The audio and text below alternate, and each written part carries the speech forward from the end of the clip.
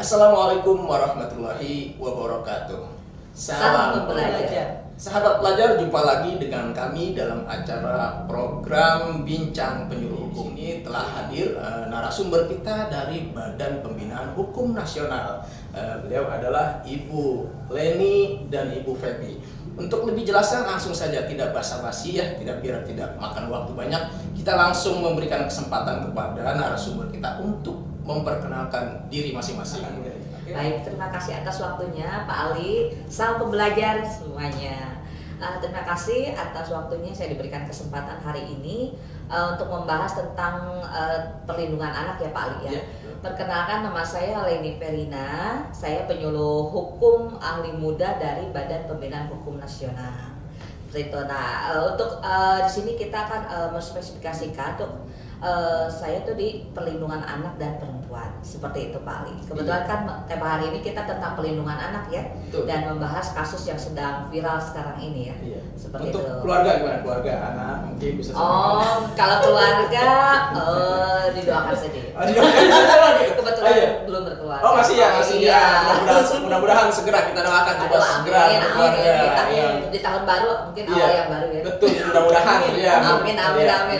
Ya, sekarang kita langsung ke Ibu Febi. Nama lengkapnya, kemudian lebih jelas lah memperkenalkan dirinya. Silakan. Selamat pagi, salam pembelajar. Nama saya Febi Hatiati, penyuluh hukum muda pada Badan Pembinaan Hukum Nasional. Spesifik saya itu undang-undang perkawinan. Ya. Nah, saya sudah menikah. Anak kalau dari kandung belum ada, tapi anak angkat ada 5. Banyak. Sama juga itu. Itu banyak.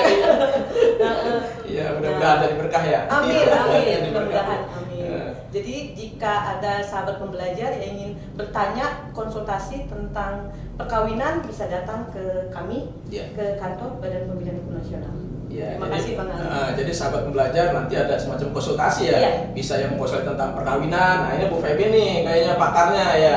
Masalah perlindungan anak, Bu Leni pakarnya. Jadi kalau terkait dengan ada permasalahan hukum yang terkait dengan perkawinan, perlindungan anak, ini bisa datang langsung ke BPHN, bisa ketemu Bu Leni, Bu Febi, atau dengan penyuluh hukum yang lainnya, karena memang di sana dibuka konsultasi hukum Bu ya, secara langsung maupun itu daring. gratis Pak.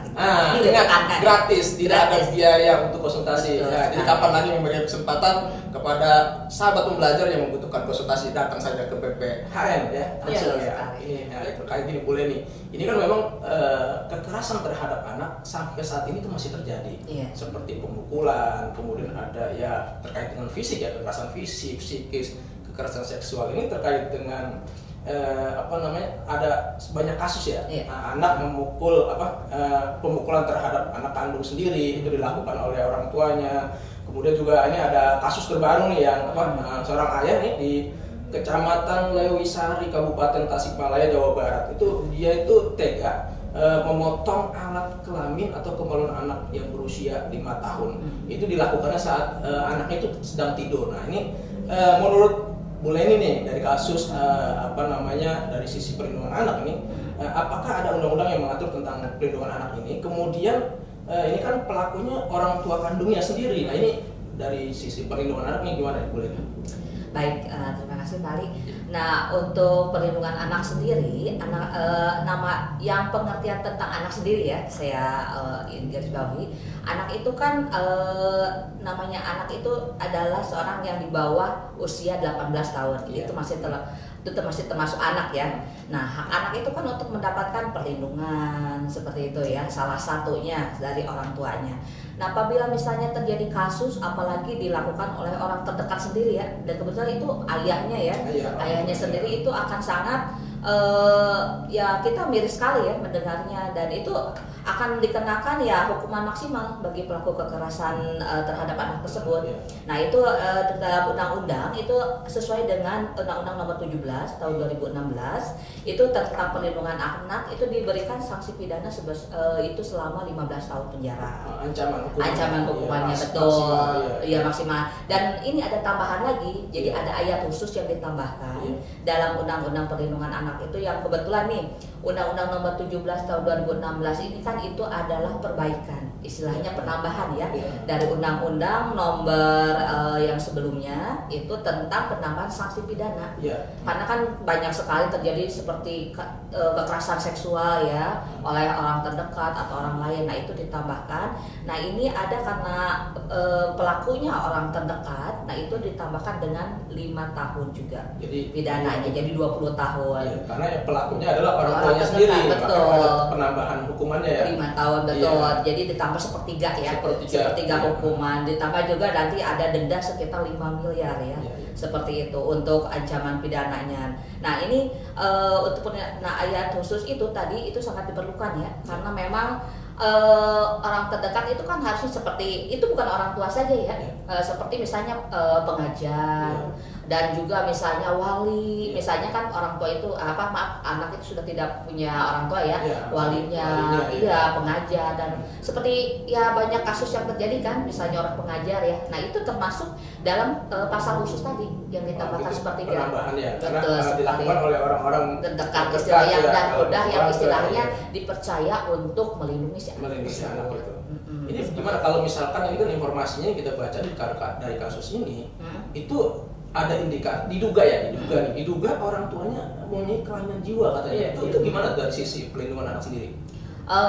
Diduga untuk kelainan jiwa. Kelainan jiwa ya. Kelainan jiwa. Nah dari sisi pelindungan anak, nah ini karena ini korbannya anak. Nah itu difokuskan untuk pemberian sanksi pidana ya, itu tetap mengacu pada Undang-Undang Perlindungan Anak. Tetap. Nah kecuali korbannya itu bukan anak nih ya, nah itu barulah kita pakai itu KUHP gitu ya. Nah Undang-Undang Pidana. Nah itu kalau korbannya bukan anak. Nah tapi karena ini korbannya dan anak, tetap kalaupun misalnya pelakunya dewasa, itu tetap kita pakai sanksi pidananya itu ke perlindungan yang di Undang-Undang Perlindungan Anak. Jadi karena bersifat khusus sahabat pembelajar, jadi tetap siapapun pelakunya ketika melakukan kekerasan terhadap anak, maka yang ancaman pidana itu menggunakan Undang-Undang Perlindungan Anak Bu ya. Iya seperti itu betul sekali. Nah Bu Febi, ini terkait dengan kasus ini nih. Iya. Nah, ini kan dilakukan oleh orang tua nih, pasti kan ada juga istrinya ya. Ini kan dalam lingkup keluarga ya. Ini kalau dilihat dari kacamata Undang-Undang Perkawinan ini, itu gimana perilaku seperti ini? Oke, Bang Ali, sebelum kita bahas ke kasusnya, Pebi akan menjelaskan ya, di Undang-Undang Perkawinan itu ada undang-undang terbaru, yaitu Undang-Undang Nomor 16 Tahun 2019. Itu hanya klausul untuk umur yang boleh menikah, itu 19 tahun. Nah, jadi Undang-Undang Perkawinan masih tetap berlaku Undang-Undang Nomor 1 Tahun 74. Nah, kita harus lihat dulu. Di pernikahan itu ada pernikahan siri atau pernikahan tidak dicatat. Nah, kita lihat dulu di Undang-Undang Perkawinan di pasal 2 ayat 2 ya. Ayat 1, perkawinan sah jika dilakukan menurut agama dan kepercayaan masing-masing. Yang ayat keduanya ya, tiap-tiap perkawinan harus dicatat menurut peraturan perundang-undangan. Jadi dilihat dulu, kalau dia nikahnya dicatat, jadi negara hadir. Mau nggak mau muncullah undang-undang KDRT, kekerasan dalam rumah tangga. Tetapi kalau dia nikahnya tidak dicatat, maka itu kriminal murni atau perlindungan anak. Nah, kita lihat itu dulu ya. Nah, kalau tadi Bang Ali membicarakan orang tuanya itu ada identik gila bapaknya, karena di kita ini kalau pas nikah ijab kabulnya dia berhasil, misalnya pas nikah dia mengucapkannya benar, tepat, itu dianggap sah. Walaupun dia identik ada kelainan jiwa. Nah, itu dianggap pernikahannya sah. Jadi dianggap bapaknya itu memang orang tuanya, jadi masuk ke perlindungan anak.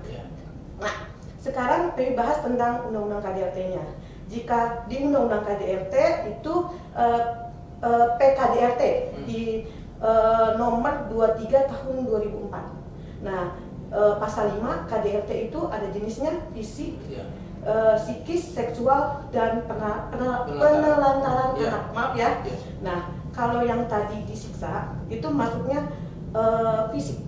fisik. Kalau hukumannya, kalau dia luka ringan 5 tahun, dendanya 15 juta. Denda. Nah, kalau berat 10 tahun dendanya 30 juta. Itu 10 tahun ancaman pidananya? Pidana. Berarti lebih berat ke undang-undang anak ya? Ya, walaupun itu dilakukan di dalam lingkup keluarga ya? Betul sekali. Lalu kalau menyebabkan kematian 15 tahun dendanya 45 juta. Tetapi karena korbannya anak, kalau ini kan KDRT bisa korbannya pembantunya atau misalnya orang yang tinggal di keluarga tersebut, di rumah tangga tersebut, istrinya maupun suami. Kalau korbannya anak itu biasanya fokus ke undang-undang perlindungan anak. Lebih khusus lagi. Ya, lebih khusus karena hukumnya lebih besar, lebih berat. Lebih berat. Jadi kalau menurut Pebi kembali ke kasus ya, untuk kekerasan dalam rumah tangga, perkawinan lah. Kalau bisa perkawinan itu atas dasar agama dan komunikasi yang baik. Kalau sudah didasari dengan agama dan komunikasi yang baik, maka akan terhindar terhadap kekerasan dalam rumah tangga. Mungkin itu aja jawaban. Jadi lebih agama juga paling harus ya lebih apa namanya ya sebagai apa ya pondasi iya sebagai pondasi tidak terjadinya seperti apa namanya kekerasan seperti itu, karena menjadi pondasi untuk ya mungkin lebih apa ya, kalau agama tuh lebih kuat ya. Lebih kuat ya. Jadi kalau misalnya kita berpikir untuk mukulin anak, tapi kalau kita berpikir anak ini kan titipan Allah, jadi harus kita jaga. Mau nggak mau tanggung jawab. Mau nggak mau pikiran kita untuk melukai anak kita bisa hindari dengan kita berwudu. Kalau misalnya Kristen mungkin baca doa ya kali ya. Sama-sama ya. Mungkin seperti itu Bang Ali. Baik, mungkin boleh saya tambahkan tadi untuk yang pelaku kekerasan terhadap anak ya. Nah, makanya kan di sini karena pelakunya tadi orang dekat, nah makanya sangat penting sekali hadirnya untuk Undang-Undang Nomor tadi ya 17 tahun 2016 itu tentang penambahan hukuman apalagi pelaku kekerasan ya. Nah, ini kan tadi pelaku terancam dengan pasal 76. Nah, junto pasal 80 Undang-Undang Nomor 35 tahun 2014 tentang perlindungan anak, juga junto pasal 44 Undang-Undang Nomor 23 tahun 2004 tentang PKDRT. Nah, juga ada junto pasal 335 Kitab Undang-Undang Hukum Pidana. Karena kan tadi pelakunya ayah, itu kan namanya PKDRT itu dilakukan bukan hanya suami ke istri ayah ya atau istri ke anak. Dia pokoknya namanya keluarga itu pokoknya dalam lingkup keluarga itu nama sudah termasuk ya dalam PKDRT. Nah, jadi ini termasuk dalam PKDRT juga ada gitu betul. Nah, karena kan namanya kasus kekerasan itu pasti sebuah kejadian yang akan terus berulang ya, begitu seperti mata rantai ya. Nah, makanya bagaimana kita sebagai penyuluh hukum mungkin ya kami itu bagaimana caranya untuk istilahnya mengurangi mata rantai tersebut. Kalau memutus mungkin kan agak sulit ya, dan itu membutuhkan waktu yang panjang. Nah, bagaimana caranya kami untuk mengurangi lah supaya tidak terjadi kekerasan seperti itu. Jadi memang ini bagian daripada tugas penyuluh hukum ya, untuk memberikan kesadaran hukum kepada masyarakat ya, paling nggak ada upaya pencegahan lah dari ini. Baik, ini Bu Leni nih ada kasus lagi nih, ini di Palembang nih. Jadi seorang anak ini diperkosa oleh ayahnya, oleh ayah kandungnya ya. Nah, ini menurut Mbak Leni ini apakah hukumannya orang tua yang melakukan kekerasan fisik seperti memukul anak kandungnya dengan memperkosa ini gimana nih hukumannya? Ya, kalau misalnya untuk hukuman istilahnya pelaku pencabulan ya, dan itu kan istilahnya guru ya? Ayahnya. Oh, ayahnya. Ya betul. Untuk pelaku ayahnya itu sama, kita dikenakan untuk sanksi pidananya itu tetap memakai Undang-Undang Perlindungan Anak, yaitu dengan tadi sanksi pidana selama 15 tahun dan juga dikenakan pasal tambahan sepertiga dari hukumannya itu berarti 5 tahun ya, dari 20 tahun dan denda ada 5 miliar. Nah itu, dan karena kan dia melakukan kekerasan seksual seperti itu kepada anak, nah karena kan anak itu harus dilindungi ya dari segala macam kekerasan seperti itu. Tapi tetap kita mengacu kepada Undang-Undang Perlindungan Anak karena kan korbannya anak tersebut ya. Sama penambahan hukuman ya? Iya, sepertiga tadi ya, karena termasuk kan tadi seperti yang saya jelaskan, meskipun mau pelakunya orang tua atau seperti yang dalam berita kan viral ya, misalnya maaf nih misalnya oknum guru agama misalnya ya sekolah. Nah itu kan termasuk pendidik itu kan istilahnya orang yang dititipkan, yang harusnya melindungi, mengayomi ya. Itu termasuk ke dalam pasal yang pasal khusus tadi seperti ini menarik nih Bu Febi, saya tambahan nih. Ini kan kayak tadi kan ada guru agama, guru mengaji. Tadi kita menyampaikan bahwa oknum ya. Nanti kalau ada oknum kita disalahin kan. Ya oknum lah, oknum guru ngaji atau di pesantren ini kan. Tadi kita sepakat ya bahwa fondasi agama itu yang menjadi salah satu pencegahan kita melakukan kekerasan fisik. Nah, tapi ini di lingkungan pesantren, guru ngaji, ya kasarnya oknum guru ngaji melakukan pelecehan seksual terhadap santrinya, ini gimana nih ya? Ya, sebelum Febi bahas ke pertanyaan Bang Ali, Febi akan menambahkan pertanyaan yang tadi. Kasus tadi ya, silahkan ya, oke siap. Gini, kalau kasus yang tadi ayahnya memperkosa anaknya, itu kita harus lihat dulu. Harusnya di kita itu yang Febi suka prihatin melihatnya. Kenapa? Kadang-kadang saking sayangnya orang tua sama anak nggak dipisah tidurnya. Misalnya umur yang dia sudah dianggap sudah mengerti lah 3 tahun, harusnya dipisah tempat tidur daripada pisah dari orang tuanya. Kalau misalnya dia sudah kelas 6 masih tidur bareng sama orang tuanya, identiknya akan terjadi seperti ini tanda kutipnya laki-laki ya. Laki-laki ya, anaknya perempuan. Misalnya ada hubungan suami istri antara istrinya dan papanya anaknya dia lihat lagi tidur. Nah, kita kan lihatnya lagi tidur, belum tentu dia tidur, ya kan? Dan misalnya, ya kan, lucu kan? Jadi harus dipisah nih. Jadi dari sisi perkawinannya. Nah, misalnya orang tuanya misalnya ngelihat anaknya sudah dewasa kan, kadang-kadang itu terjadi kalau anak tunggal. Nah, ataupun mungkin dia saking sayangnya sama anak perempuan dia boleh tidur sama orang tuanya bareng gitu ya, bareng. Satu kamar. Sedangkan dia umurnya sudah dewasa, misalnya sekitar 13 tahun. Sudah cukup lah dia tidur, terlihatlah tersingkap bajunya kan. Kalau kita tidur, ya baju kita kemana-mana, kan?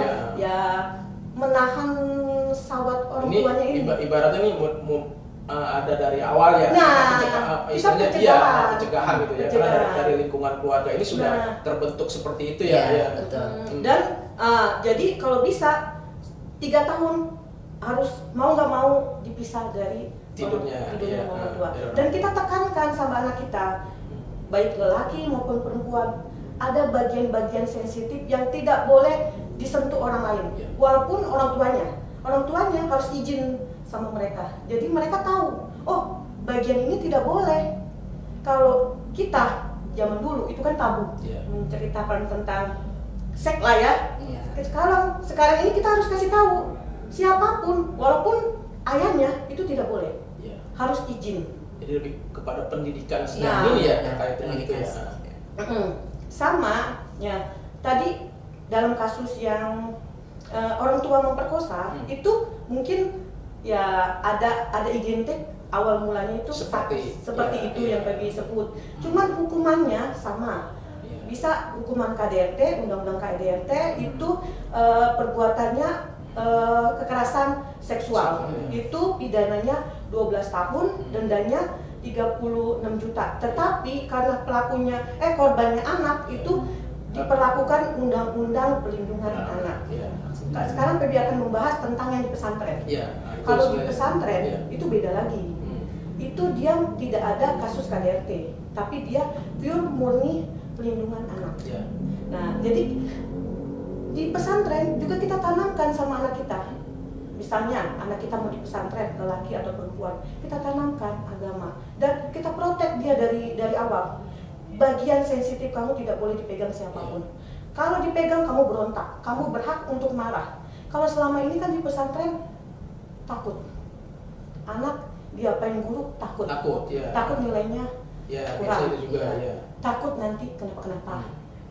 Kita protek anak kita dari awal. Kalau kita protek anak kita, insya Allah itu gak akan terjadi. Tapi kan keterbatasan dalam lingkup tertutup ya. Ini kesan kan lingkup tertutup, artinya kan dia mungkin bisa saja setahun sekali baru ketemu orang tuanya. Anak kan handphone aja kan nggak boleh ya. Kalau di pesantren. Iya, di pesantren. Ini kan permasalahan ini dilakukan oleh guru ngaji ya, masa oknum ya, oknum. Ya, itu padahal dia yang mengajarkan agama, mendidik agama, tapi dia malah menjadi pelakunya. Ini kan apalagi gitu. Nah, ya, kan? dari dididik itu kita dari kecil, Bang Ali, dari itu umur 3 tahun. lebih kepada protek diri. Protek anaknya ya. Iya. Ya. Kalau misalnya oknumnya ini, kalau kita protek, misalnya kita ini, anak kita mau sekolah di mana, Bang? Jadi ada psikis ketakutan. Jadi bagaimana untuk mata rantai ini kita hentikan dengan kita protek. Misalnya kayak anak Pebi, dari kecil tuh Pebi udah kasih bela diri. Anak angkat ya, Pebi kasih bela diri. Jadi kalau dia tidak menyukai apa yang terjadi, misalnya disentuh bagian itu, dia bisa berontak.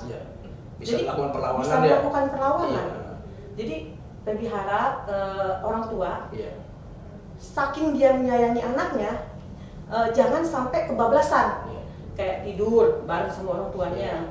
Jadi kita harus tahu ini bagian-bagian yang dilarang. Jadi anak harus melindungi. Dan kalau bisa dikasih ilmu yang biar dia bisa melawan. Kalau Pebi ya seperti bela diri tadi ya.